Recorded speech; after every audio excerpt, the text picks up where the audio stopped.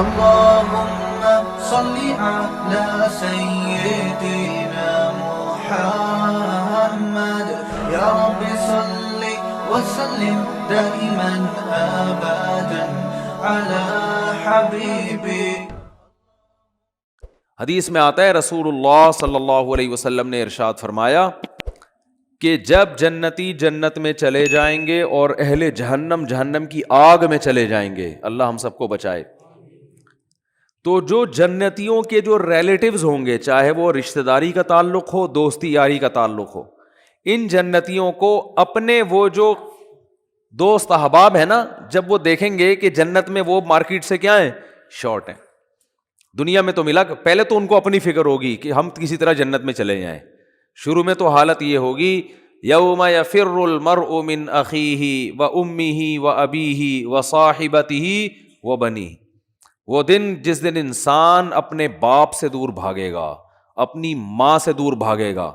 یہاں بڑی خدمت کیا کرتا تھا، بڑے احسانات کرتا تھا، لیکن وہاں کہے گا میرے پاس ایسا نہ مجھ سے کوئی نیکی مانگنے آ جائیے، بخشش کی درخواست کرنے آ جائے کہ بیٹا مجھے بھی بخشوا لے اللہ کے ہاں، تو دعا کر تیرے بڑے اچھے اعمال تھے. نہ بھاگے گا، بھائی یہ گلے نہ پڑ جائیں میرے.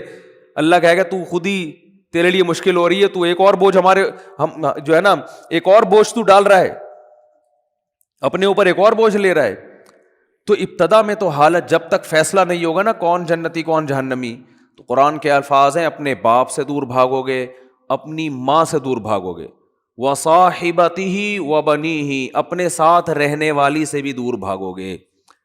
اللہ نے یہ نہیں کہا بیوی سے دور بھاگو گے، بیوی کے لیے زوجہ کا لفظ استعمال ہوتا ہے، یہ اصطلاح استعمال نہیں کی. دیکھو ابا کو اللہ نے ابا کہا، اماں کو اللہ نے اماں کہا، تو بیوی کو بیوی کہنا چاہیے نا. پوائنٹ کی بات بتا رہا ہوں، کئی دفعہ بتا چکا ہوں. اللہ نے یہاں بیوی کو بیوی نہیں کہا، کہا ساتھ رہنے والی، صاحبہ، صحبت سے ہے نا، ہمیشہ چپک کے رہنے والی. اس سے پتہ چلتا ہے کہ جب ایک دفعہ شادی ہو جاتی ہے نا، تو وہ بیوی پھلترو کی طرح ہمیشہ کے لیے چپک جاتی ہے. اس سے پتہ چل رہا ہے. یہ میں اس لیے کہہ رہا ہوں کہ پھر لوگ کہتے ہیں یار پھر جو ہے نا سفر پہ جاتے ہیں تو بیگم کو ساتھ نہیں لے کے جاتے، 2 سال جاب کے لیے باہر چلے جاتے ہیں، بیگم کو یہاں چھوڑ کے چلے جاتے ہیں، تو صاحبہ تو پھر نہ ہوئی نا. یہ پھلتر کی طرح چپکا ہوا تو وہاں کوئی اور ہے، تمہارا باس چپکا ہوا ہے تمہارے ساتھ، جہاں 2 سال تم جاب کر رہے ہو، دوست چپکے ہوئے ہیں. تو اس لیے جہاں بھی جاؤ اللہ نے صاحبہ کے لفظ میں بتا دیا. پھلترو پتہ ہے کسے کہتے ہیں؟ پھلترو ہیں وہ دھاگا چپک جاتا ہے نا بعض دفعہ، یہاں پہ سردیوں میں زیادہ چپکتا ہے. اب آپ یوں کرتے ہو تو پھر ہاتھ پہ چپک جاتا ہے، پھر آپ یوں کرتے ہو ادھر آ کے چپک جاتا ہے، پھر یوں کرتے ہو تو یار یہ پھلترو. تو یہ بالکل اسی طرح جب آپ کی شادی ہوئی تو بیگم پھلترو کی طرح چپک گئی. اب جہاں جہاں جاؤ گے وہاں وہاں وہ ساتھ. تو یہ شادی کرنے سے پہلے سوچ لیا کرو کہ اس کو اللہ نے لقب ہی یہی دیا ہے کہ اس کا وہ رہنے والی ہے ہمیشہ. ہاں وسائل اگر نہیں ہے تو ایک الگ بات ہے، ورنہ جہاں جاؤ بیگم ساتھ ہونی چاہیے. حج پہ جا رہے ہو بیگم کو لے کے جاؤ، عمرے پہ جا رہے ہو بیگم کو لے کے جاؤ. شریف لوگ اسی طرح کرتے ہیں. تو سفر پہ جا رہے ہو گھومنے پھرنے، بیگم کو لے کے جاؤ. خالی دوستوں کے ساتھ پروگرام نہیں بنایا کرو. اگر آپ شادی شدہ ہو صرف دوستوں کے ساتھ پروگرام بنا رہے ہو تو اس میں اس بات کا خطرہ موجود ہوتا ہے کہ آپ کے ارادے اچھے، میں بدگمان نہیں ہو رہا، بہت سے لوگ نیک شریف ہیں، آپ سارے شریف شرفا بیٹھے ہوئے ہیں بیان سن رہے ہیں ماشاء اللہ سارے شریف شرفا، لیکن یہ کہ بھائی اس کو ساتھ لے کے جاؤ. اگر اللہ نے وسائل دیے، نہیں دیے تو ایک الگ بات ہے. چلو ہمیشہ نہیں لے کے جاتے، کبھی تو لے کے جاؤ نا. تو اور جہاں جاب کر رہے ہو وہاں اس کو ساتھ رکھو، سمجھتے ہو، وہاں ساتھ رکھو اس کو. تو اللہ نے فرمایا جس کے ساتھ ہمیشہ رہا کرتے تھے اس سے بھی آج دور بھاگو گے. بولو گے بھائی مفتی صاحب کا بیان دنیا کے لیے تھا، بیگم یہاں میرے قریب نہ ٹھیک ہے نا، یہاں نہ، اللہ کا واسطہ بخش دے یہاں پہ. کیوں؟ نفسی نفسی، مجھے اپنی فکر ہے کہ میرا ہوگا کیا. وصاحبتہ وبنیہ، اپنے بیٹوں سے دور بھاگے گا، کیونکہ بیٹیاں تو بہرحال رخصت ہو کے چلی جاتی ہیں، بیٹے تو ہمیشہ اپنے ساتھ رہتے ہیں، ان سے دور بھاگے گا. ایک اور جگہ فرمایا وَأَخِيهِ، بھائی سے دور بھاگے گا. وَفَصِيلَتِهِ الَّتِي تُؤْوِيهِ، اور جس خاندان نے پوری زندگی اس کو ٹھکانہ دیا، اپنے گھر میں رکھا، باپ ماں اور پوری فیملی، اس خاندان سے مکر جائے گا، وہاں سے دور بھاگے گا. تو شروع میں تو یہ حالت ہوگی کہ میرا بنے گا کیا، بس یہ فکر. لیکن جب پتہ چل جائے گا بھائی تیرا اعمال نامہ دائیں ہاتھ میں دیا جا رہا ہے، جب اعمال نامہ دیا جائے گا نا، فَأَمَّا مَنْ أُوتِيَ كِتَابَهُ بِيَمِينِهِ، جس کے دائیں ہاتھ میں دیا جائے گا، بالکل ایسے کاؤنٹنگ ہوگی، بلکہ تولا جائے گا نیکیوں کو۔ ہم سمجھتے ہیں، دیکھو ملحد لوگ جو خدا کا انکار کرنے والے، مذہب کا انکار کرنے والے کہتے ہیں ہم پیدا ہو کے مر گئے، ختم، ان ہی الا حیاتنا الدنیا۔ قرآن نے ان کی الفاظ کو بھی ذکر کیا ہے کہ یہ ہماری دنیا کی زندگی ہے، نموت و نحیا، ہم مرتے ہیں پیدا ہوتے ہیں، وما یہلکنا الا الدہر، اور یہ جو موت اور زندگی ہے خدا کے ارادے سے نہیں ہے، یہ زمانے کے تصرفات ہیں۔ زمانہ ہے جو مارتا بھی ہے، ایک آدمی ٹرک کے نیچے آ کے مر گیا تو اس لیے تھوڑی اللہ نے مارا ہے، تو ٹرک کے نیچے آیا ہے نا، تو جو بھی چیز ٹرک کے نیچے آئے گی وہ تو مرے گی، وہ یہ بات کرتے ہیں۔ بہت مشکل ہے بھائی دیکھو ایگزامینیشن ہال میں اگر آپ بیٹھے ہوئے ہو تو ٹائم ختم ہوتا ہے، آپ کو کمرے سے باہر نکالا جاتا ہے، کیونکہ اب امتحان کا ٹائم کیا ہو گیا، ختم۔ ایک باقاعدہ ارادے کے تحت ایک کام ہوتا ہے نا، تو اس سے پتہ چلتا ہے یہ ایگزامینیشن ہال ہے، بعد میں رزلٹ اناؤنس ہوگا۔ لیکن آپ بیٹھے ہوئے ایک دم دھماکہ ہوا اور پوری ایگزامینیشن ہال کی دیواریں اڑ گئیں اور آپ دھڑ دھڑ دھڑ جا کے باہر آ کے گرے، تو آپ کہو گے نکالا نہیں گیا، خود بخود نکلے ہم کسی ارادے کے تحت نکالا نہیں گیا ہے، یہ تو ویسے ایک اتفاق ہو گیا کہ دھماکہ ہو گیا، چھتی غائب ہو گئی تو ہم نکل گئے، خود ہی میدان ہی بن گیا یہ۔ تو ملحد یہی بات کرتا ہے کہ یار یہ کوئی ارادے کے تحت تھوڑی ہمیں دنیا میں نہ لایا جاتا ہے ارادے کے ساتھ اور نہ نکالا جاتا ہے، دنیا میں آنا بھی ایک اتفاقی حادثہ ہے، ایک سائنٹیفک حقیقت ہے، اور دنیا سے نکلنا بھی کیا ہے، ایک سائنٹیفک حقیقت ہے۔ کوئی جا رہا ہوتا ہے باہر، ٹرک والا آیا کچل کے چلا گیا تو کوئی حساب کتاب نہیں، وہ ٹرک نے کچل دیا تو مر گئے، ختم، اور مر کے مٹی ہو گئے، ختم۔ اب اس مٹی میں پودے اگاؤ، آپ اس کو کھاد کے طور پہ استعمال کرو، بس۔ تو یہ بات ہمیشہ سے ملحد لوگ کہا کرتے تھے، ان ہی الا حیاتنا الدنیا، یہ صرف ایک دنیا کی زندگی ہے، اس کے بعد کوئی زندگی دوبارہ نہیں ہے۔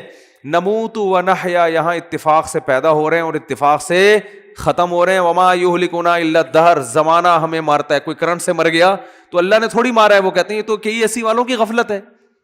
اب بجلی کا تار نکلا ہوا ہے، اس نے انگلی لگا دی تو چپک گئے، اور جو ان کو بچانے کے لیے جاتا ہے تو وہ درمیان والا بچ جاتا ہے، بچانے والا کیا وہ سارا کرنٹ ادھر ٹرانسفر کر دیتا ہے، کہہ رہے پارسل کا خاص انتظام ہے نا۔ تو یہ تو زمانہ ہے، یہ تھوڑی ہو رہا ہے۔ تو بھائی یہ دیکھنے میں اتفاقی چیزیں ہیں ساری، مگر یہ ارادے کے تحت ہو رہی ہیں۔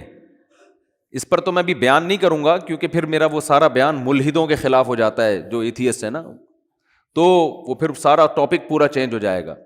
کہتے ہیں کہ کسی نے، موت کے فرشتے نے اللہ سے پوچھا کہ اللہ تو نے میرے ذمے ایسا کام لگا دیا ہے کہ ساری دنیا مجھے برا بھلا کہے گی۔ بھائی کوئی فرشتے بارش برسانے والے سب کہتے ہیں ماشاءاللہ بڑا اچھا فرشتہ ہے، کچھ فرشتے جو ہے نا وہ اور اچھے کام کرتے ہیں، میرا کام کیا ہے، روح نکالنا۔ تو اللہ میرا تو نے کام ایسا لگایا ہے، یہ ایسی کتابوں میں لکھا ہے، کوئی مستند ہے یا نہیں ہے مجھے نہیں پتا، لیکن اس کا جو مضمون ہے نا وہ بالکل ٹھیک ہے کہ اللہ میرے ذمے کام ایسا لگا ہے بندوں کو مارنا، تو جب بھی میرا نام آئے گا پبلک کے سامنے، لوگوں کے اچھے جذبات نہیں ہوں گے۔ موت کا فرشتہ ہے بھائی، ایک دم سن کے غصہ آتا ہے نا، تو ہے کیوں کہتے ہیں لوگ، جب بھی آئے گا موت کا فرشتہ تو کوئی دوستی لگانا چاہے گا اس سے۔ دیکھو یہاں ہمیں پتہ چل جائے یہ فرشتہ ہے جو بادلوں کو دھکیلتا ہے، ہواؤں کو چلاتا ہے، ہمیں پتہ چل جائے کوئی فرشتہ انسانی شکل میں آئے ہوئے، سب اس کو انوائٹ کریں گے، گلے ملیں گے، بھائی بڑا اچھا کام کرتے ہو یار تم۔ لیکن پتہ چل جائے یہاں موت کا فرشتہ بیٹھا ہوا ہے،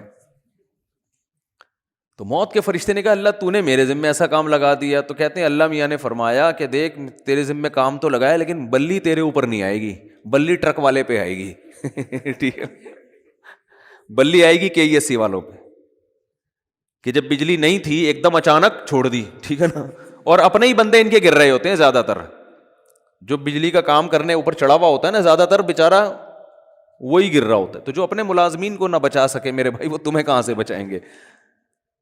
تو اللہ نے فرمایا کہ اس طریقے سے لوگوں کو موت دوں گا، کوئی نہ کوئی اس کا ظاہری سبب ہوگا، وہ سبب ہوگا، لوگ اس سبب کی طرف نسبت کریں گے، یہ کرونا سے مرا ہے، لوگ یہ تھوڑی دیکھیں کہ کرونا لانے والا کون ہے، اللہ ہے، اللہ کو اختیارات ہیں، وہ آج ایک بیماری ختم ہوئی ہے کل دوسری لے آئے، کل پرسوں تیسری لے، آپ ویکسین بناتے رہو، کس نے منع کیا ہے آپ کو، آپ وہ کرو جو آپ کر سکتے ہو، اللہ وہ کرے گا جو وہ کر سکتا ہے. اور کن کن حادثات سے بچو گے؟ زلزلے آ جائیں گے, زلزلے کی کوئی ویکسین ہے؟ زلزلے کی تو کوئی ویکسین نہیں ہے بھائی. جب کوئی دیوار گرے گی تو مرو گے.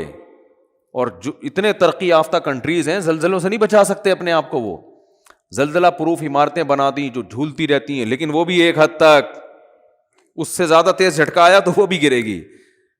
دیکھو نا چند سال پہلے جاپان میں کیسا زلزلہ آیا, چائنا میں زلزلہ آیا چند سال پہلے, پوری کہتے ہیں بستی غائب ہو گئی. تو نہیں روک سکتے حادثات سے, ہاں اپنی طرف سے جو حفاظت کر سکتے ہو بس وہ کرو. تو اللہ فرماتے ہیں کہ قیامت کے دن یہ جو ہے نا ایسا نہیں ہے کہ تم یہ سمجھتے ہو کہ سب خود بخود ہو رہا ہے. ایک ایک چیز کا, ما لہذا الکتاب لا یغادر صغیرۃ ولا کبیرۃ الا احصاها. قرآن کہتا ہے جب تم اپنا اعمال نامہ دیکھو گے نا تو یہ نہیں کہو گے کہ یہ اس نے میری زندگی کا, اس نے جو ہے نا صحیح رزلٹ اناؤنس کیا ہے, بالکل صحیح. دیکھو آپ نے اگر امتحان میں اچھا پرچہ نہیں کیا ہوتا تو جو آپ کو توقع ہوتی ہے اسی کے حساب سے جب نمبر مل جائیں تو آپ کو تعجب نہیں ہوتا. آپ کو تو یار مجھے لگ رہا تھا کہ 60-65 کے درمیان ہی میرے نمبر آئیں گے, تو باقی 63 نمبر ہیں تو بالکل صحیح نمبر ہیں, گھپلا نہیں ہوا. تبھی اپنی رپورٹ کو دیکھ کے تعجب نہیں ہوتا. تو قرآن کہہ رہا ہے کہ جب تم اپنی رپورٹ دیکھو گے, وہاں رزلٹ دیکھو گے تو تمہیں تعجب ہوگا. تعجب اس کا نہیں ہوگا کہ اس میں دھاندلی ہوئی ہے, نا نا نا نا, تعجب اس پہ ہوگا کہ ہم تو یہ سمجھ رہے تھے کہ موٹی موٹی چیزیں ہماری نوٹ کی جا رہی ہیں, ایسا اعمال نامہ جس میں ایک ایک چیز لا یغادر صغیرۃ ولا کبیرۃ, میری زندگی کا کوئی ایک گوشہ جو میں نے چھپ کے معمولی سی نیکی کی ہو یا چھپ کے معمولی سا گناہ کیا ہو, اس کتاب میں وہ بھی مس نہیں ہوا ہے. یہ کیسا اللہ نے انتظام کیا ہوا تھا کہ ایک ایک حرف, ایک ایک چیز نوٹ کی جا رہی تھی. ما لہذا الکتاب, ایسا رزلٹ تو ہم نے آج تک کسی کا نہیں دیکھا. انسان تعجب کرے گا کہ بھائی میں تو سمجھ رہا تھا کہ میں آزاد ہوں, یہاں تو ایسی گرفت ہے, اتنی گرفت ہے کہ ان وہ کیا ہے, فتکن فی صخرۃ او فی السماوات او فی الارض یأتی بہ اللہ.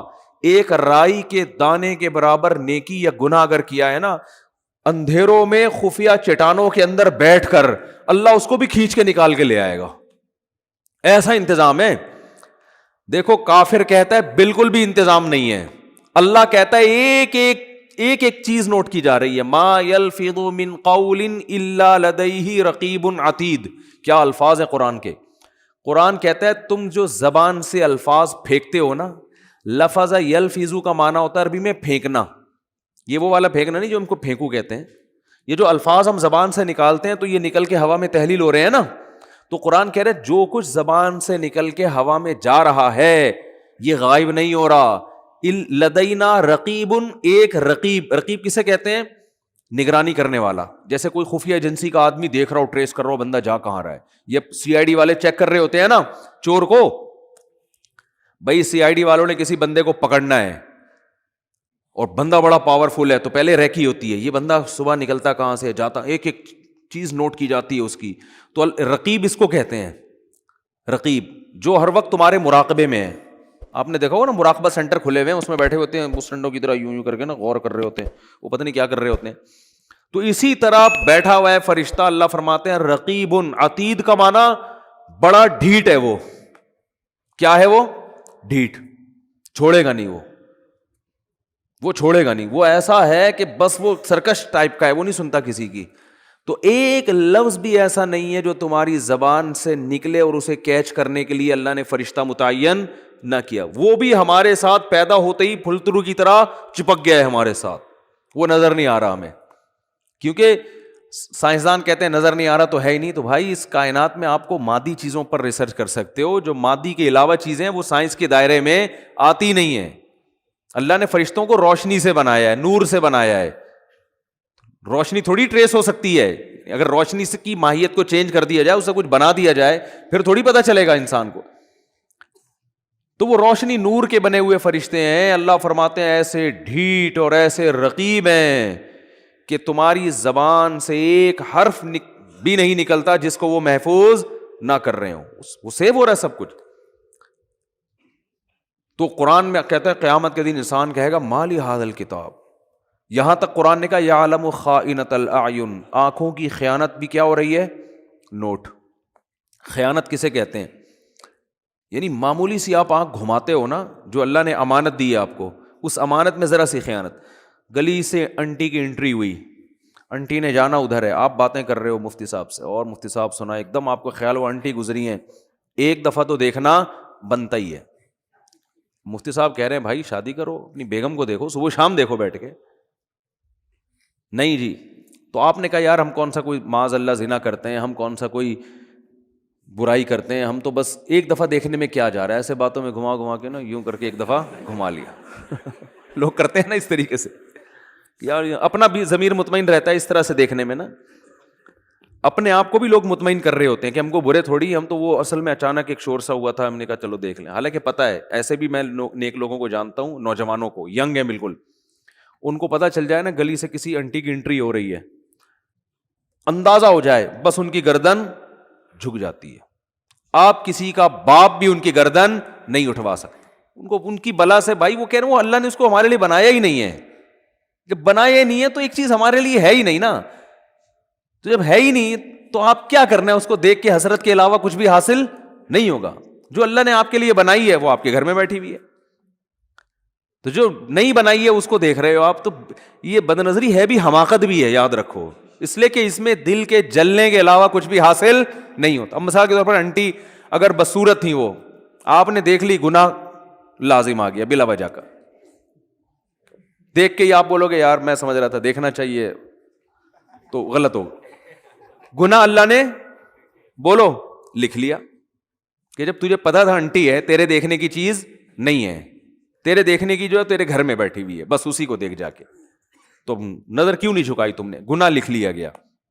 اور اگر دیکھ کے آپ کو اچھی لگی تو یہ تھوڑی کہ جو چیز آپ کو اچھی لگ رہی ہے آپ اس کے پیچھے پیچھے چلے جاؤ گھر تک، ملے گی تھوڑی، ایسے تھوڑی ملتی ہیں کس لوگوں کو انٹیاں، تو ملتی نہیں ہے، کچھ بھی نہیں ہوتا، سوائے دل میں کیا پیدا ہوگی، ایک جلن، اور اپنی والی سے کے بارے میں ناشکری پیدا ہو جائے گی کہ یار یہ والی مل جاتی، وہ جو بیٹھی ہوئی ہے نا پھلترو کی طرح، جس کو مفتی صاحب نے کہا چپک گئی، واقعی پھلترو کی طرح ہی چپکی ہوئی ہے وہ، اس کو کسی طرح دائیں بائیں ہو جائے، وہ مر جائے اللہ کرے، اس طرح ہوتا ہے نا۔ ایک صاحب میرے پاس آئے، مجھے کہنے لگے، ابھی چند دن پہلے کی بات ہے، ناراض نہیں ہوں گے اس لیے کہ آپ کو کیا پتا کن کی بات کر رہا ہوں، کہہ رہے ہیں وہ میرے ابا نے، میری والدہ کا انتقال ہو گیا تو انہوں نے دوسری شادی کی، پھر تو کہہ رہے ہیں ہم کو بھی خیال آیا کہ ہم نے بھی دوسری کی، تو ابا نے کہا ابے میری تو مر گئی تھی تو میں نے کی ہے، تو کیوں کر رہا ہے؟ تو کہتے ہیں میں نے کہا ابا میرا تو قصور نہیں ہے نا، وہ مر ہی نہیں رہی۔ مجھے اس طرح سنا رہے، ابا وہ آپ میرا تو قصور نہیں ہے نا۔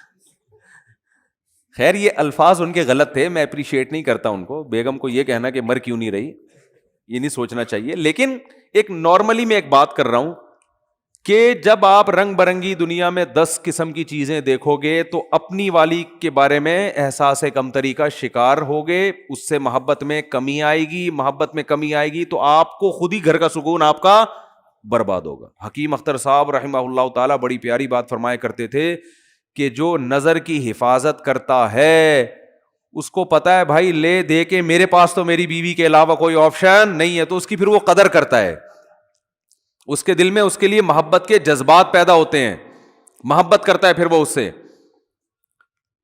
میں اکثر واقعہ سناتا ہوں نا ایک گاؤں کے سفر کا، ہم ایک کوئٹہ کے چمن کے قریب ایک گاؤں ہے، وہاں ہم سفر کر کے آ رہے تھے، میں پہلے ہم لوگ دورے کرنے جاتے تھے نا، 2 مہینے کے دورے ہوتے تھے، عربی گرامر کے، اس طرح کے ابھی بھی ہوتے ہیں، تو میری عمر میرا خیال 22-23 سال ہوگی اس وقت، تو ہم دورہ کرنے گیا ہوا تھا، ہمارے ایک استاذ بھی تھے، کلاس فیلو تھے، استاذ تو نہیں تھے، تو وہ بھی ہمارے ساتھ 2 مہینے۔ جب سفر سے ہم واپس آ رہے ہیں نا، ان کے پاس تھی یہ ریوو یا ویگو تو نہیں ہوا کرتی تھی، ویگو ٹائپ کی بڑی گاڑی تھی، ہم بیٹھے ہیں، وہ اسپیڈ سے بھاگے چلائے جا رہے ہیں۔ لڑکوں نے کہا کیا ہو گیا بھائی، ان کو ذرا تمیز سے چلا لو یار، اتنی اسپیڈ سے وہ بندہ گھر جا رہا ہے نا، کہ ہم نے کہا یہ ہمیں کہیں اور نہ پہنچا دے۔ پتا چلا انکوائری کہ بھائی یہ شادی شدہ آدمی ہے، ان کو بیگم بہت زیادہ یاد آ رہی ہے، تو اب ان کی اسپیڈ کیا ہو گئی ہے ڈبل، کہ یار میں کیوں، نظر کی حفاظت، جب انسان نظر کی حفاظت کرتا ہے اور حرام نہیں دیکھتا تو اس کو اپنی بیگم پھر بہت زیادہ یاد آتی ہے. سمجھ رہے ہو نا؟ اور آج 2 سال، سب کی بات نہیں کر رہا بھائی، آپ کسی سے بدگمان نہ ہو، 2 سال کے بعد بھی گھر مرجھائے آ رہے ہوتے ہیں. جا رہے ہیں، اب کیا کریں، جانا تو ہے نا. نادرا میں تو وہی ڈالی ہوئی ہے نا، وہی والی بیوی ڈالی ہوئی ہے نادرا، رجسٹریشن تو اسی کی ہوئی ہوئی ہے، قانوناً تو وہی ہے. جا رہے ہیں، اسپیڈ سلو ہوتی چلی جاتی. گھر کے باہر آئے گا، بیل تھوڑی دیر سوچنے کے بعد بجائے گا. بجاؤ نا، کیونکہ اندر سے وہی نکلے گی. آپ نے دفتروں میں اتنی دیکھ لی ہیں حسینائیں لیلائیں، اتنی عورتوں سے گپ شپ، فون پہ بات، اور کیا کچھ رنگینیاں دنیا میں دیکھ لی آپ نے. اب تو باہر جانے کی بھی ضرورت نہیں ہے نا، یہیں دفتروں میں رنگینیاں گورنمنٹ نے انتظام کیا ہوا ہے، بالکل کو ایجوکیشن سسٹم ہے، اور ٹیچر اتنی فیمیل لڑکیوں کو پڑھا رہے ہیں. جب وہ جوان کنواری لڑکیوں کو ٹیچر دیکھے گا، میل ٹیچر یونیورسٹیوں میں، تو اس کو اپنی 40 سالہ اچھی لگے گی؟ بتاؤ نا. وہ تو صبح شام اب 20 لڑکیاں بیٹھی ہوئی ہیں، 20 میں کوئی تو ایسی ہوگی نا جو ایک بہت زیادہ اس کے من کو بھا جائے. صحیح ہے نا؟ بہت زیادہ بھا جائے، کوئی تو ہوگی نا. وہی ایک اس کے دل میں فاسد برے خیالات لانے کے لیے اور بیوی کی محبت نکالنے کے لیے وہ ایک بھی کافی. میں شریف آدمیوں کی بات کر رہا ہوں جو صرف یعنی کوئی دوستیاں نہیں لگاتے. اور اگر ان میں دوستیاں لگانے والے بھی ہو گئے، جو کہ زیادہ تر لوگ پھر تعلقات بھی رکھتے ہیں، دوستیاں لگانے والے بھی ہو گئے، پھر تو گھر کا بیڑا غرق ہو رہا ہے. یونیورسٹیوں میں گرل فرینڈ بوائے فرینڈ کا سسٹم آپ دیکھو، دوستیاں بھی لگا رہے ہیں، باتیں بھی کر رہے ہیں، وہ بھی ہنس کے باتیں، یہاں سے بھی ہنس کے باتیں. بیگم تھوڑی 24 گھنٹے اس طرح سے ہنس کے بات کرے گی بھائی. وہ اب تو ایک ریئل لائف میں آپ داخل ہو چکے ہیں نا. ریئل لائف تو ایسی تھوڑی ہوتی ہے ہر وقت یوں بیٹھ کے مسکرا کے تھک گئے یار، اب بیگم ادھر جا کے سو، مجھے یہاں سونے دو. ٹھیک ہے نا؟ ہر وقت تھوڑی ہوتی ہے. تو ریئل لائف میں نہیں ہوتا. لیکن وہ گرل فرینڈ ہے، اس کو آپ بیلنس ڈال کے دے رہے ہو، وہ آپ کی شاگرد ہے، آپ پروفیسر ہو، وہ آپ کی پرسنالٹی سے متاثر ہے، آپ اس کے حسن و جمال سے متاثر. تو ان چیزوں نے ہمارے گھروں کا سکون برباد. اور ان چیزوں پہ جب میں بات کرتا ہوں سب سے زیادہ مخالفت خواتین کرتی ہیں، حالانکہ آپ کے حقوق کی بات کر رہے ہیں. خواتین کہتی ہیں یہ مولوی لوگ چاہتے ہیں عورتوں کو پردوں میں جھونپڑیوں میں بند کر دیا جائے، ان پہ اتنے بڑے بڑے لفافے ڈال دیا جائیں، ان کے اوپر رضائیاں کمبل ڈال کے ان کو چھپا دیا جائے، تو ہم تو آزاد ہیں. تو ٹھیک ہے، آپ آزاد ہو جاؤ، لیکن جب آپ کی شادی ہوگی نا تو پھر میاں بھی آزاد ہوگا. پھر میاں بھی کیا ہوگا؟ آزاد. پھر وہ آنکھ مٹکے کرے تو ٹینشن نہ لیا کرو. پھر بولو کہ بھائی ٹھیک ہے، آنکھ مٹکا کرنا اس کا بھی رائٹ ہے، کیونکہ اتنی لڑکیاں جب وہ نیم برہنہ ہو کے آتی ہیں تو اس لیے تو آ کے آتی ہیں، مرد دیکھیں ان کو. جب وہ آ رہی ہیں تو وہ تو دیکھ اس لیے تو آ رہی ہیں. اسلام نے کہا تھا بھائی اپنے آپ کو ڈھانپو، کور کرو اپنے آپ کو، کیونکہ اسلام چاہتا ہے کہ عورت کو اللہ نے مرد کے لیے بنایا، تو جس عورت کو بنایا ہے نا مرد اسی تک رہے محدود، دائیں بائیں جانے کی کوشش بولو نا نہیں کرے. تو میں نے وہ جو ہمارے دوست پٹھان تھے ایسی اسپیڈ سے وہ گاڑی چلا رہے تھے، تو اس وقت ہمیں اندازہ ہوا، ہم نے کہا دیکھو یار، ہم تو کنوارے تھے، چھڑے چھاٹ تھے اس وقت، تو ہمیں اندازہ ہوا دیکھو شادی شدہ، ہم تو اس وقت ہمیں کیا دنیا کا پتا تھا، ہم نے کہا دیکھو یار شادی شدہ آدمی اپنی بیوی سے کتنی محبت کرتا ہے، ان کی اسپیڈ دیکھو آپ. اچھا ہم تو گھر جا رہے تھے اپنے، ہم بھی جا رہے تھے، تو ہماری تو چونکہ شادی نہیں ہوئی تھی، ہماری اسپیڈ نارمل تھی. ٹھیک ہے، ہم نارمل اسپیڈ سے جا رہے تھے، اور اگر نہیں بھی جاتے تو بھی کوئی ٹینشن نہیں تھی. ہم کہتے چلو 2 مہینے کا ایک اور دورہ کرا لو یار، 2 مہینے ہو گئے، ایک اور 2 مہینے کا رک جاتے ہم. اب ہم سے بھی نہیں رکا جاتا، ہم سے بھی نہیں رکا جاتا. جب انسان کی شادی ہو جاتی ہے پھر اس کو گھر اچھا لگتا ہے، دل چاہتا ہے میں گھر میں زیادہ ٹائم گزاروں، سفر اس پہ مشکل ہو جاتی ہے اس کے لیے. لیکن اگر آپ عیاشی کرو گے میرے بھائی، آپ آنکھ مٹکوں میں زیادہ دل لگاؤ گے تو پھر گھر آپ کو ٹینشن لگنے لگے گا. محبت ہوگی مگر اتنی نہیں جتنی ہونی چاہیے. تو اس میں خواتین ہی کا فائدہ ہے کہ مرد کو نظر جھکانے کا اور عورت کو اپنے آپ کو چھپانے کا حکم دیا. عورت کو حکم ہے اپنے آپ کو چھپائے، مرد کو حکم ہے اپنی نظروں کو جھکائے. تو اس میں عورت کا فائدہ ہے. اور اگر اس کے برعکس چلیں گے تو مردوں کا فائدہ ہے، دنیاوی عیاشی بڑھے گی، مرد کو رنگیاں رلیاں دیکھنے کو نظر آئیں گی، اس کی موج مستیاں ہیں، وہ نہ بیوی سے دل لگائے گا اور بار بھی 10 لڑکیوں سے تعلقات بدل کے دوستیاں لگائے گا. وہ ابھی کسی نے کلپ بھیجا، چھوڑو پھر وہ ادھر ہی بات چلی جائے گی. تو اللہ نے کیا فرمایا، یعلم خائنۃ الاعین، آنکھوں کی خیانت کو بھی وہ جانتا ہے، نوٹ کر رہا ہے. تو آپ نے ذرا سا نظر اٹھائے نا انٹی کو دیکھنے کے لیے، تو بس اللہ نے کیا کر لیا، فرشتوں کا اس کو نوٹ کر لو، یہ لکھو، یہ اس کا حساب بولو دینا پڑے گا کہ یہ آنکھیں اللہ نے دی تھیں، ان کو غلط استعمال کیوں کیا. ہاں اگر توبہ کر لیا آپ نے، اس لیے کہہ رہا ہوں کتنے لوگ پتہ نہیں کتنی انٹیاں دیکھ کے آئے ہوئے ہوں گے، اللہ معاف فرمائے. صحیح ہے نا. اب آپ کو یار وہ تو لکھ لیا تو توبہ کا دروازہ بھی کھلا ہوا ہے. جیسے برائی لکھی جاتی ہے نیکی بھی لکھی جاتی ہے. آپ نے بیٹھے بیٹھے ارادہ کر لیا، یہیں بیٹھے بیٹھے اللہ اب ہو گیا آئندہ نہیں کروں گا، جتنا پچھلا ہوا معاف کر دے، یہیں بیٹھے ہوئے آپ کے دل کے ان خیالات کو نوٹ کیا جا رہا ہے. تو میں وہ حدیث کمپلیٹ کر کے بس بیان ختم کرتا ہوں. تو رسول اللہ صلی اللہ علیہ وسلم نے ارشاد فرمایا کہ جب قیامت کے دن جنتی جنت میں اور اہل جہنم جہنم میں چلے جائیں گے، اس سے پہلے تو نفسا نفسی کا عالم ہوگا نا، بس میں کسی طرح چلا جاؤں. جب چلے گئے نا جنت میں تو اب سکون مل گیا، دائیں ہاتھ میں اعمال نامہ سرٹیفکیٹ آ گیا، تو فوراً اپنے رشتہ داروں کی طرف بھاگے گا جن کو تھوڑی دیر پہلے کہہ رہا تھا میرے قریب مت آؤ. تو اللہ فرماتے ہیں جیسے ہی اعمال نامہ دائیں ہاتھ میں آئے گا، ہاں امقرؤ کتابیا، ارے ابا کہاں ہیں، اماں کہاں ہیں، بیوی کہاں ہیں، بچے کہاں ہیں، میرا اعمال نامہ پڑھو، میرا اعمال نامہ دیکھو. دکھائے گا سب کو لا لا کے. انی ظننت انی ملاق حسابیا، مجھے یقین تھا کہ ایک دن میرا اعمال نامہ مجھے ملنے والا ہے، اسی یقین کی بیس پر تو میں عمل کرتا تھا، آج دیکھو اللہ نے میرا اعمال مجھے دکھا دیے. فہو فی عیشۃ راضیہ، اللہ فرماتے ہیں ایسی زندگی میں ہوگا کہ زندگی اس سے خوش ہوگی. یہ بھی قرآن کی عجیب بلاغت ہے. بھائی ہونا تو یہ چاہیے ایسی زندگی ہم اس کو دیں گے کہ یہ اپنی زندگی سے خوش ہوگا، لیکن قرآن کہہ رہے یہ نہیں، ایسی زندگی ہم اس کو دیں گے کہ زندگی اس سے خوش ہوگی. یہ بلاغت ہے، مبالغہ ہے. جیسے کہتے ہیں نا فلاں کی تو زندگی اس پہ مہربان ہو گئی ہے، لوگ کہتے ہیں نا یار فلاں کی تو تقدیر اس پہ عاشق ہو گئی ہے، جو سوچتا ہے زندگی اس کو وہ دے دیتی ہے. تو اللہ فرماتے ہیں ایسی زندگی کہ یہ تو چھوڑ دے کہ وہ زندگی سے خوش ہوگا نہیں ہوگا، زندگی اس پہ مہربان ہوگی، ایسی پیاری زندگی ملے گی. تو جب یہ ہو جائے گا وہ جنت میں چلے جائیں گے. تو جنت میں شروع میں تو اپنا ہی حساب کتاب ہو رہے ہیں اور یہ انار کے باغات اور یہ سیب کے باغات اور یہ نہریں اور یہ انہی میں. تھوڑے دن کے بعد اس کو خیال آئے گا یار وہ ہمارے ساتھ انڈا موڑے پہ چائے پیا کرتا تھا ایک بندہ، وسیم نام تھا اس کا، آج کل مارکیٹ میں شارٹ ہے، وہ کہاں گئے. پھر آہستہ آہستہ نا اپنے ریلیٹو یاد آئیں گے. فل ان دا بلینکس تو کر دیا کرو. وہاں جا کے بھی جنت میں بول رہے ہوں گے کیا بول رہا تھا ہم نے آگے. ٹھیک ہے. تو وہاں پھر آہستہ آہستہ بندہ بولے گا سب سے پہلے بیگم کہاں ہے بھائی. اگر مرد جنت میں گیا بیگم جہنم میں تو وہاں گئے یار ہو سکتا ہے بولے یار چلو. ٹھیک ہے یہ بھی ممکن ہے وہ کھمبا بچانے والا نہ ہو جائے نا، یہ کیفیت نہ ہو. تو وہ جائے گا بولے گا بھائی بیگم کہاں ہیں، بچے کہاں ہیں، باپ کہاں ہیں، بھائی کہاں ہیں، رشتہ دار کہاں ہیں، فلاں آدمی کہاں ہے، فلاں کہاں ہے. تو آہستہ آہستہ جتنا قریبی رشتہ ہوگا نا، جس سے جتنا تعلق ہوگا وہ یاد آنا شروع ہوں گے اور وہ ادھر سزا کھا رہے ہوں گے جہنم. تو نبی صلی اللہ علیہ وسلم نے فرمایا یہ جنتی اللہ سے اپنے رشتہ داروں کے اور ریلیٹیوز کے بارے میں لڑیں گے. ظاہر ہے اللہ سے تو لڑنا بھی حرام ہے اور اللہ سے لڑنا کسی کے بس میں نہیں ہے.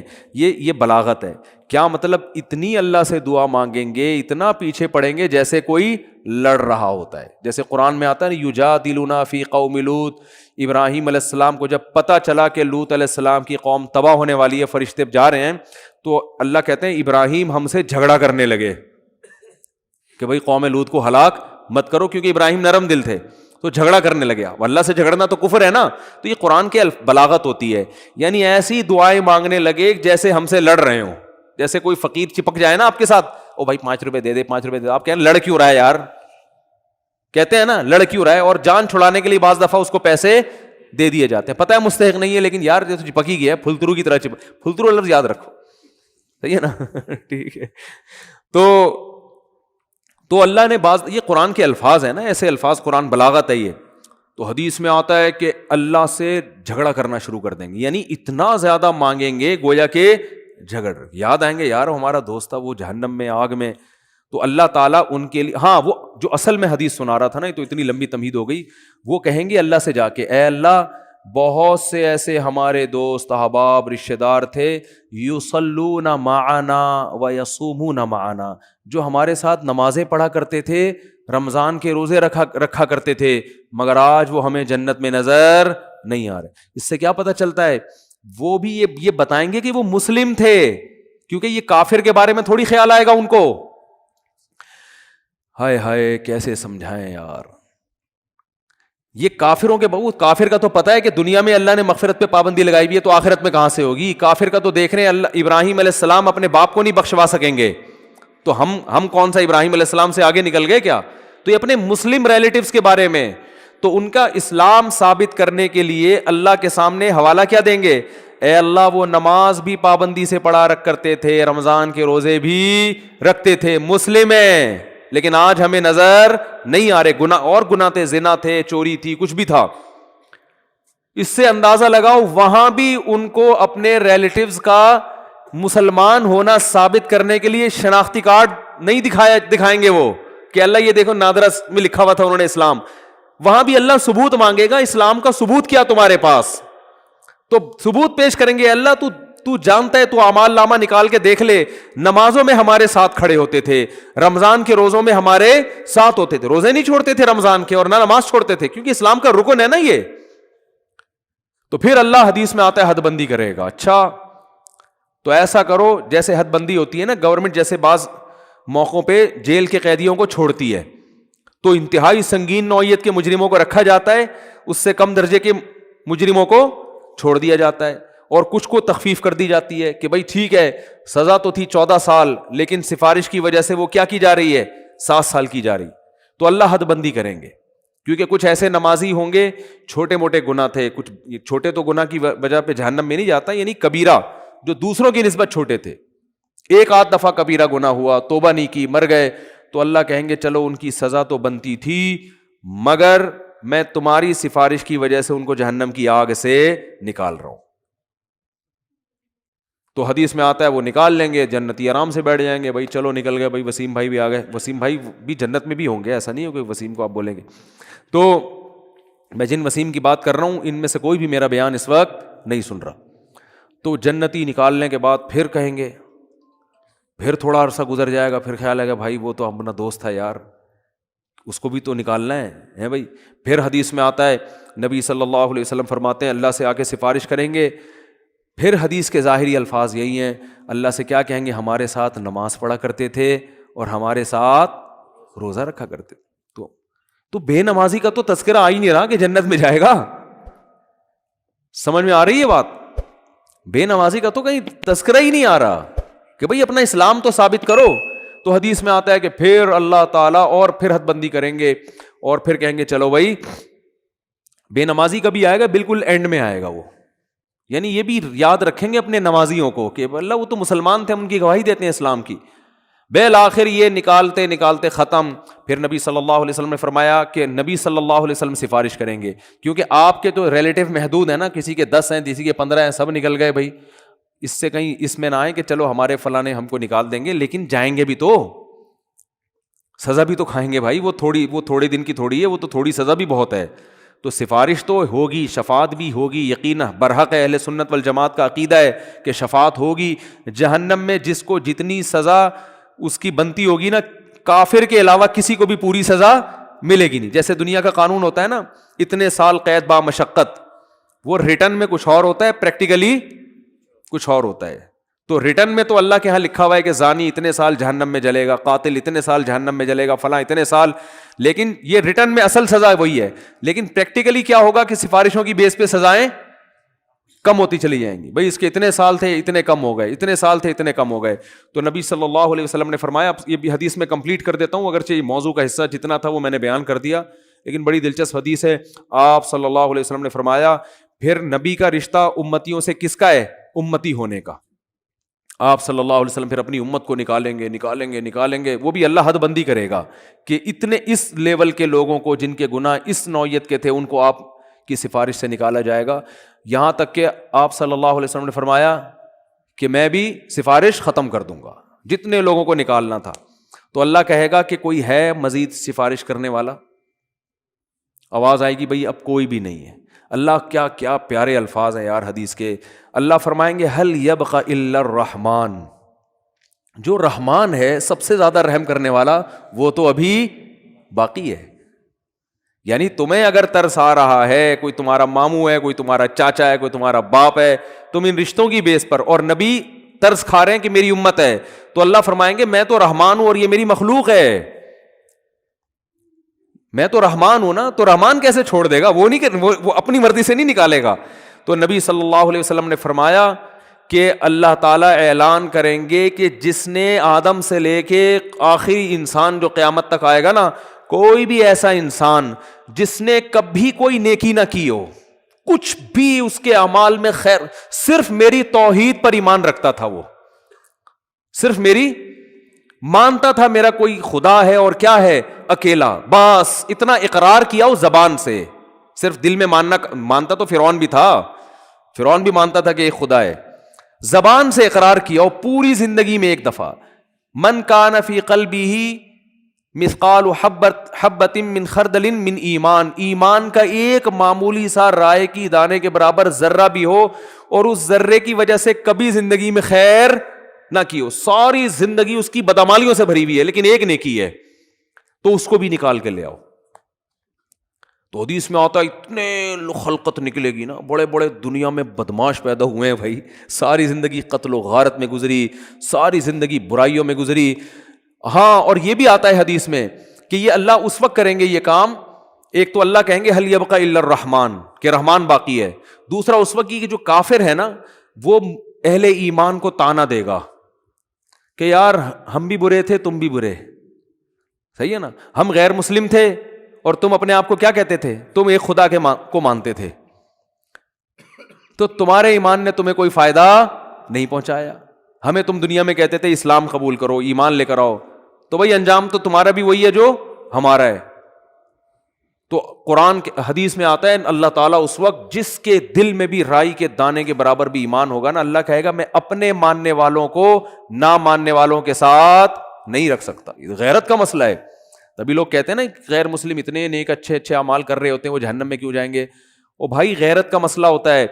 آپ کی فرض کرو 2 بیویاں ہیں, ایک بہت خدمت گزار ہے لیکن وہ کہتی ہے کہ بھائی میں آپ کی بیوی بھی ہوں, اور وہ جو فلاں جو ہے نا سبکتگین, ایسا نام نہ لو کہ وسیم ستار کو غصہ آ جائے نا, بہت مشکل سا نام کوئی بتاؤ, سبکتگین بھی نام ہوتا ہے نا کیونکہ غیرت والا مثال ہے. سبکتگین نہیں بھائی, کچھ بھی بتا لو یار ہیں, ابے کوئی ایسا مشکل سا نام بتاؤ دنیا میں کسی کا ہوتا ہی نہیں ہے. ABCD صحیح ہے نا. وہ آپ کی 2 بیویاں تھیں, ایک اکڑ والی مانتی نہیں ہے بات کو, چائے کا بولو نہیں پکا کے لائے گی, آپ بولو بھائی کھانا پکاؤ نہیں پکائے گی, ہر وقت بس زبانی بد کلامی. لیکن جب اس سے پوچھا آپ کے میاں کون ہے, بھائی یہ میرے میاں ہے بس, ٹھیک ہے میں نہیں مانتی, ان کی ایک نہیں مانتی, لیکن ہے یہ میرے میاں, مجھے ماننا چاہیے ان کی, مجھے ان کا احترام کرنا چاہیے, لیکن مجھ سے ہوتا نہیں ہے, کچھ اوپر سے فالٹ چلا رہا ہے, ہمارے خاندانی مسئلہ یہ آپس کی بات ہے ہماری, لیکن ہے بھائی میرا میاں, اس کے علاوہ میں کسی اور سے محبت نہیں کر سکتی. میاں والی جو محبت ہے وہ اسی سے ہوگی. دوسری بڑی فرما بردار ہے, او بھائی جب چائے کا بولا بٹن دباؤ چائے آ رہی ہے, ایئر ہوسٹس والے اخلاق رکھے ہوئے, اس نے ٹریننگ وہاں سے لی ہوئی ہے, اس کی والدہ نہیں سکھائے اس کو یہ آداب تمیز. لیکن وہ آفس میں بھی آپ کے کسی دوست سے بھی اس کے سلام دعا بہت اچھی ہنس ہنس کے بات کرتی ہے. آپ جب کہتے ہیں بیگم مجھے بڑی غیرت آتی ہے, تو کہتے ہیں کیا ہو گیا, براڈ مائنڈیڈ بنو, اگر تم سے میں محبت کر سکتی ہوں تو میرا پرانا بوائے فرینڈ ہے وہ, مجھے اس سے بھی وہی عشق ہے جو تم سے, بلکہ اسے تھوڑا زیادہ ہے, اتفاق سے شادی تم سے ہو گئی میری, چاہتی تو میں تھی وہاں ہو لیکن اب ہو گئی ہے, مجبوری میں گزارا کر رہی ہوں, نادرا میں سرٹیفکیٹ بن گیا, اب پھر دوبارہ سے 4-5 ہزار روپے کا خرچہ آئے گا, وہیں رہنے دو, کاغذ میں رہنے دو, لیکن ویسے مجھے محبت اس سے ہے, رکھو گے غیرت اگر ہوگی تو ہے. بولا کہ بھائی وہ جو ہے نا جو ایک ذرا بھی خدمت نہیں کرتی, کم از کم مجھے اطمینان ہے کہ صرف کس کو مانتی ہے, شوہر مجھے مانتی, اور یہ تو یہ اتنی وفادار ہے نا, تو وفادار تو میں گھر میں کوئی ماسی لا کے رکھ لوں گا, بٹن دباؤ اس سے زیادہ کام کرے گی, ماسیاں زیادہ کام کر لیتی ہیں نا. کیا ہو گیا بھائی, ماسی کو تو پوچھا لگانے کا بولو پوچھا لگائے گی, بیگم کو بولو پوچھا لگانے, تو کہے گی میں کیا پوچھا لگانے کے لیے آئی ہوئی یہاں پہ, اس لیے مجھ سے شادی کی تھی پوچھے لگوانے کے لیے, وہ تانا دے گی آخر, ماسی تھوڑی تانا دے گی. تو بیوی کی ڈیفینیشن میں سب سے پہلے یہ کہ وہ آپ کے علاوہ کسی اور کو شوہر نہ مانتی ہو, باقی محبت کرے کسی سے, ابا سے باپ والی, بھائیوں سے بھائی والی, لیکن جو شوہر سے جس طرح کی محبت کی جاتی ہے, عشق کیا جاتا ہے, وہ صرف میاں ہی ہے. تو جیسے میرے بھائی مرد اس معاملے میں شرکت برداشت نہیں کرتا, اگر غیرت ہوگی تو اللہ بھی کہتا ہے بھائی تم کتنے بڑے سائنسدان ہو, تم کتنے بڑے فنٹر ہو, تم نے ساری انسانیت کی خدمت کر کر کے ان کے پیٹ بھرے, اگر میرے ساتھ کسی اور کو بھی خدا مانتے ہو تو ان نیکیوں کا بدلہ پھر اسی سے جا کے لو. میں تو آج جو میرے اپنے تھے ان کو اپنے غیروں سے ممتاز اور جدا کروں گا, چاہے غیر کتنے بظاہر اچھے ہوں اور میرے اپنے کتنے نالائق کیوں نہ ہوں. اس لیے ایمان اور توحید سے بڑی کوئی نعمت نہیں ہے. مسلمان کتنا ہی گناہگار ہو, اس کائنات کو جو چلانے والا, بنانے والا, جنت جہنم پیدا کرنے والا, اس کو مانتا ہے کہ اللہ ہوں میں تیرا, بے شک نالائق ہوں, بے شک نافرمان ہوں. تبھی یاد رکھو اپنے ایمان پہ سمجھوتا نہ کرو. جو لوگ یورپ جاتے ہیں, امریکہ جاتے ہیں, میں ان سے خاص طور پہ کہتا ہوں یار تم اگر یاشی میں لگ بھی رہے ہو, خدا کے بندو اپنے آپ کو مسلم تو کہا کرو کم از کم. برائی کو برائی تو سمجھو, اللہ توبہ کی توفیق دے دے, میں غلط کر رہا ہوں یہ اعتراف تو کرو اللہ کے سامنے. جیسے ایک نالائق باپ, نالائق اولاد اپنے باپ کے سامنے اعتراف تو کرتی ہے یار ہم ابا کے حقوق ادا نہیں کر سکے. کتنے لوگ ہیں والدین جب دنیا سے جاتے ہیں اولاد رو رہی ہوتی ہے یار ابا کی ہم خدمت نہیں کر سکے, یار اب کوئی تلافی ہو سکتی ہے. تو نالائق اولاد تھی نا, لیکن ابا کو ابا تو مانا نا اس نے. تو یاد رکھو جو اللہ کو اللہ ہی نہیں مانتا, یہ اللہ کے ساتھ شریک کرتا ہے, اس کے سارے اعمال قرآن کہتا ہے راکھ کے ڈھیر ہے. جیسے پھونک لگاؤ سارے اعمال اڑ گئے, پورا پہاڑ اڑ جائے گا نا, پھونک دیکھنے میں بہت ہے. اللہ فرماتے ہیں ایسا ہی ہوگا. تو نبی صلی اللہ علیہ وسلم نے فرمایا سب سے جو رائی کے دانے کے برابر بھی توحید کا قائل تھا نا, اس کو بھی اللہ نکال لے گا. تو اس لیے جہنم میں صرف وہی رہے گا جو مشرک ہے, جو کفر پہ مرا, جو قرآن کا اللہ کے رسولوں کا انکار کرتا ہے. اس کے علاوہ جو بھی ایمان کی حالت میں جائے گا بالآخر ایک نہ ایک دن وہ نکلے گا.